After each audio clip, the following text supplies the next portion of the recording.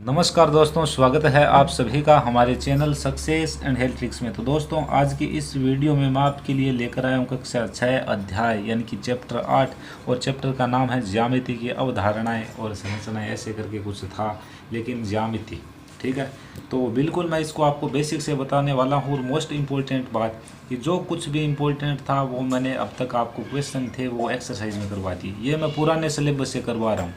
ठीक है, और एक और मोस्ट इम्पोर्टेंट बात यह है कि पुराने सिलेबस से जो कुछ भी हमारे लिए इम्पोर्टेंट होगा ना, उसको मैं अलग से नोट कर रहा हूँ, जो कि वीडियोज़ में आपको 8 से 10 दिन के बाद में देना शुरू कर दूंगा। तो आपके आगामी जितने भी एग्ज़ाम होंगे ना, वो चाहे कंपटीशन एग्ज़ाम हो, क्योंकि बेसिक बहुत ज़्यादा ज़रूरी है। ठीक है ना, इसीलिए हम आपके लिए बना रहे हैं कि आपको यार मैथमेटिक्स में किसी भी प्रकार की दिक्कत का सामना नहीं करना पड़े। ठीक है ना, तो मैं आपको अपने नोट्स भेज दूंगा यदि आप मुझसे व्हाट्सएप ऐड होगे तो। ठीक है, ऐसे में तो आपको वीडियो ही मिलेगा। ठीक है, बट एक्सप्लेनेशन के लिए आपको वीडियो तो ज़रूर देखना पड़ेगा।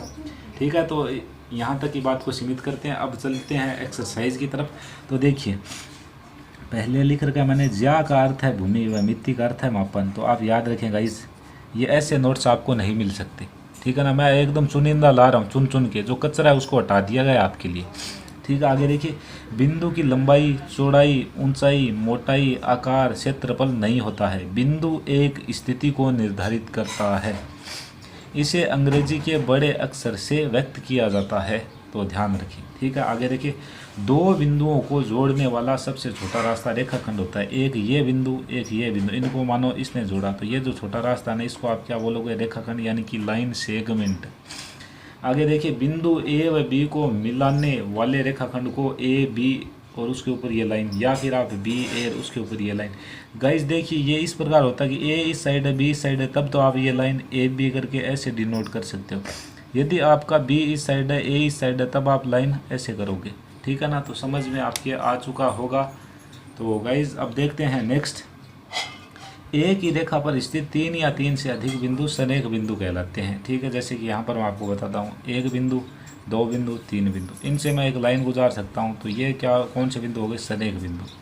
ठीक है ना, और ये जो रेखा है ना, ये संरेख रेखा हो गई, और क्या है। ठीक है ना, तो गाइज अब चलते हैं नेक्स्ट क्वेश्चन की तरफ। आगे देखिए क्या लिखा, रेखाखंड को एक तरफ से बढ़ाने पर किरण प्राप्त होती है। ये आपने रेखाखंड ए बी हमने अभी रखा था, इसको मैंने बी की साइड से बढ़ा दिया, तो ये ए बी रेखाखंड हो गया। ठीक है, एक ही ए बी रेखाखंड को ऐसे डिनोट करेंगे, ए बी लिखेंगे, और आप बताइए किस तरफ से बढ़ा रहा हूँ? बी की तरफ से, तो बी की तरफ तीर कर देंगे। यदि मैं ए की तरफ से बढ़ाता तो ऐसे करना होता मुझे, इसके लिए मैं इसको डिनोट करता, इस प्रकार से डिनोट करता। समझ में आ चुका होगा। अब गाइस चलते हैं नेक्स्ट की तरफ। ठीक है ना, तो नेक्स्ट देखिए 7वां, रेखाखंड को दोनों तरफ से बढ़ाने पर रेखा प्राप्त, एक तरफ बढ़ाने से किरण प्राप्त होती है और दोनों तरफ बढ़ाने से रेखा प्राप्त होती है। इस बार आपने ए और बी दोनों साइड से बढ़ा दिया, इससे ए बी और दोनों तरफ ये तीर के निशान से दर्शाते हैं। ठीक है, अब चलते हैं नेक्स्ट कॉन्सेप्ट की तरफ। दो रेखाएं जब एक दूसरे को किसी एक बिंदु पर मिलती है या काटती है तो प्रतिच्छेदी रेखाएं कहलाती है। ध्यान रखें, इस तरह से काटेगी तो। ठीक है, वह यह बिंदु प्रतिच्छेद बिंदु, ये बिंदु है ना आपका, ये ओ जो मैंने डिनोट कर रखा है ये वाला, ये प्रतिच्छेद बिंदु हो गया। लाइन कौन सी होगी? प्रतिच्छेदी रेखाएं हो गई, या फिर प्रतिच्छेदन रेखाएं भी बोलते हैं कई बार में। ठीक है, आगे देखिए, दो रेखाएं जो एक दूसरे को कहीं पर भी नहीं काटती है समांतर रेखाएं कहलाती है। समांतर रेखाओं के बीच की लंबवत दूरी समान होती है। गाइज ये नोट्स आप ज़रूर उतार लें, नोट कर लें अपने पास, बहुत ज़्यादा इंपॉर्टेंट है यार। आगे देखिए, आगे और बताता हूँ आपको, रेखाखंड की रचना स्केल से की जाती है। ये कोई बात नहीं, आपको पता है, लेकिन मेरे लिए तो ज़रूरी था आपको बताना। किसी को नया बताओ तो वह तो सीख ले। ठीक है ना, इसी के मद्देनज़र से ये क्लासेज कंटिन्यू कर रखी है। अभी तक आपको पता है क्लासेज भी हम अब दिन के 3 से 4 क्लासेज दे रहे हैं, आगे आगे थोड़े और ज़्यादा करने की कोशिश करेंगे। ठीक है ना, तो आप भी हमारा जितना सपोर्ट कर सको उतना किया करो। ठीक है ना, क्योंकि हमारे पास, हमको देखो आप मोटिवेशन दोगे ना, हम दुगनी क्षमता से काम करेंगे। ठीक है, जो आपके लिए और जो आने वाली जो भी जनरेशन है या जो भी एजुकेशन के लिए यूट्यूब पे आएगा उनके लिए काफ़ी ज़्यादा हेल्पफुल साबित होगा ये कंटेंट। सभी प्रकार का कंटेंट देने की कोशिश की जा रही है, और कहीं पे भी कॉम्प्रोमाइज़ या पैसे की तरफ बिल्कुल भी नहीं देखा है। जो हमें मिलता है वो काफ़ी है यार, सीधी सी बात है। ज़्यादा हमें है नहीं, पहली बात हमारे पास पैसे, लेकिन हमें ज़्यादा भी नहीं चाहिए। मैं कोई पैसों की बात नहीं कर रहा, लेकिन आपको बता रहा हूँ कि यार एजुकेशन बहुत ज़्यादा ज़रूरी है। अब कुछ तो पैसे होने ही चाहिए। ठीक है, जैसे कि हम एजुकेशन चला सके, तो आप बस सिर्फ इतना कर दिया करो, आप वीडियो को पूरा देख लिया करो। ठीक है, आपके समझ में आए तो यार, ज़बरदस्ती जोर ज़बरदस्ती आपसे नहीं है। ठीक है, आगे देखिए, दो या दो से अधिक रेखाएं जब एक ही बिंदु से गुजरती है तो वे संगामी रेखाएं कहलाती है। ठीक है, कॉन्करेंट लाइंस बोलते हैं इन्हें। संगामी रेखा में दो या दो से अधिक रहे, ये मानो कि बिंदु है, यहाँ से ये रेखा गुजरी, ये रेखा गुजरी, ये रेखा गुजरी, ये रेखा, तो ये जो ये रेखाएं ये तो संगामी रेखा है, ये जो बिंदु है ना ये कौन सा, ये संगामी बिंदु हो जाएगा। ठीक है, चलते हैं नेक्स्ट की तरफ। तो गाइस देखिए, अब नेक्स्ट हम देखते हैं, प्रत्येक प्रतिच्छेदी रेखा संगामी होती है। बिल्कुल सही है, जैसे कि ये रेखाएं हैं प्रतिच्छेद करे, संगामी एक से गमन नहीं कर रही है क्या, कर रही है ना, एक ही बिंदु से। प्रतिच्छेदी रेखाएं एक ही बिंदु से गमन करती है।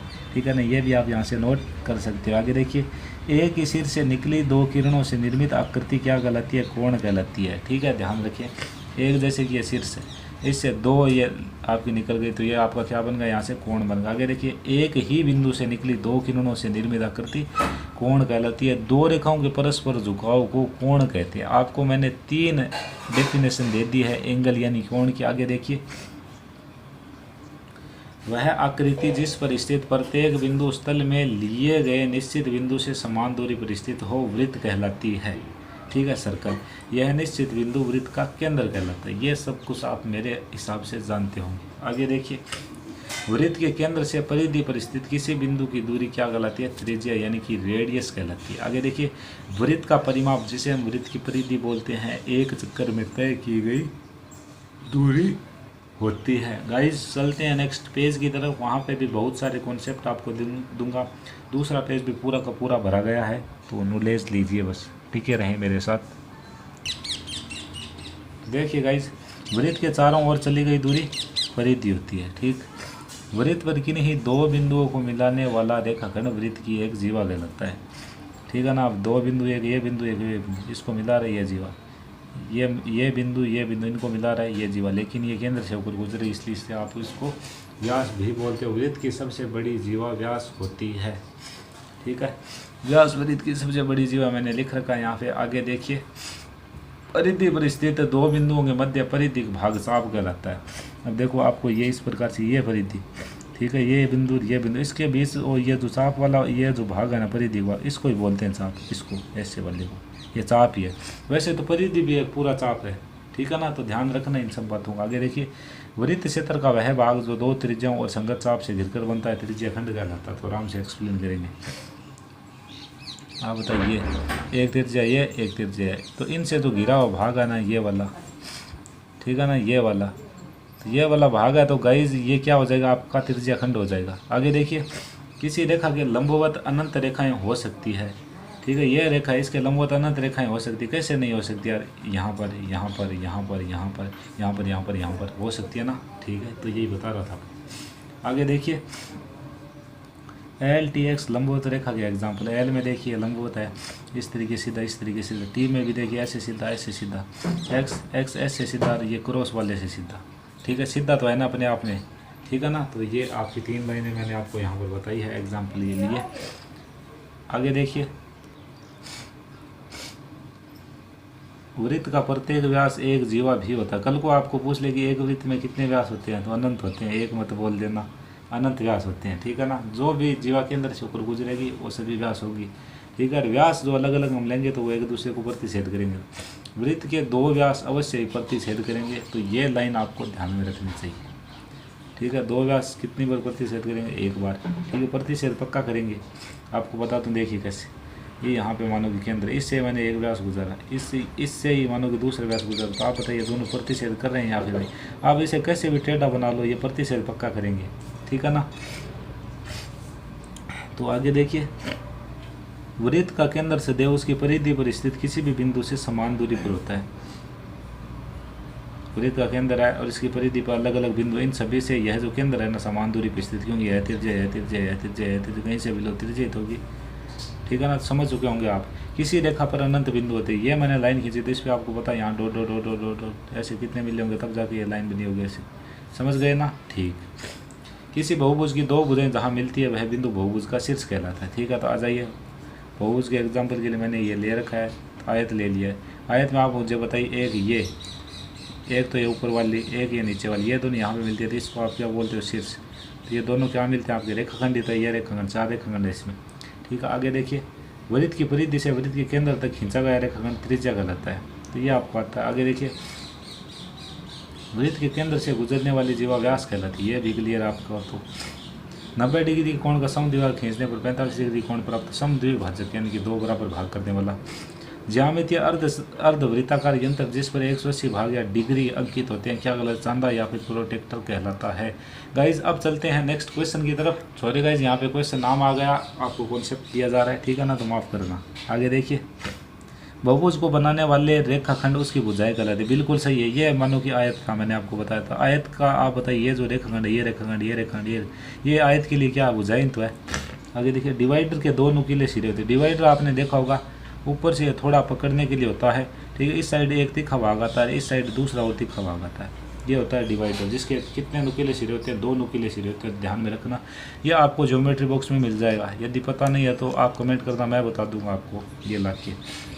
आगे देखो, ज्यामिति में लंब डालने की रूलर प्रकार विधि को प्राथमिकता दी जाती है, ठीक है। आगे देखिए, प्रत्येक प्रतिच्छेदी रेखा संगामी होती है। बिल्कुल सही बात है।